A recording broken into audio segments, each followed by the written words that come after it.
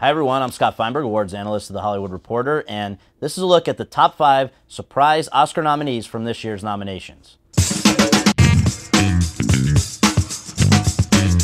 Our number 5 surprise nominee is Inherent Vice in the category of Best Adapted Screenplay. Paul Thomas Anderson's take on Thomas Pynchon's famous novel knocked out some really high-profile options, including Unbroken, Still Alice, Wild, and Gone Girl, probably the biggest snub of all, which would have made Gillian Flynn the first woman ever nominated for adapting her own novel. And so Paul Thomas Anderson is heading back to the Oscars with his 4th screenwriting nomination. Our number 4 surprise nominee is Bradley Cooper in the category of Best Actor for his performance in Clint Eastwood's American Sniper, in which he portrays the American hero in the Iraq War, Chris Kyle. Cooper is currently acting on Broadway 8 times a week in The Elephant Man, which has kept him from doing the sort of campaigning that most of his competitors have been doing. And yet, in this most competitive year in memory for the Best Actor category, Bradley Cooper managed to hold off people like Jake Gyllenhaal for Nightcrawler, David Oyelowo in Selma, and the list goes on and on and on. So Bradley Cooper, for the 3rd year in a row, is an acting Oscar nominee, putting him in some really elite company with just 9 other people,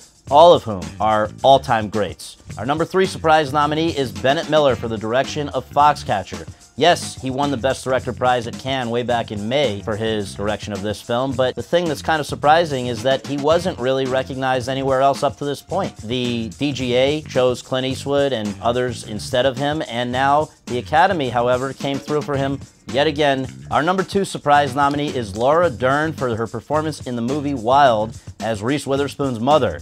It's kind of wild that she was cast in the part in the first place. She's only 9 years older than Reese, but she's also benefited from being on the campaign trail with Reese. She's as beloved an actor's actor as there is out there, and it's kind of amazing that it's already been 23 years since her one prior acting nomination in Rambling Rose. But I'm happy to say this was my one way out there pick that came true this year. Thank you, Laura Dern. And, drumroll please, our number 1 most surprising nominee of this season is Marion Cotillard in the Best Actress category for performance in the Belgian film 2 Days, One Night. Cotillard plays a woman who's just lost her job and is going to desperate measures to try to win it back.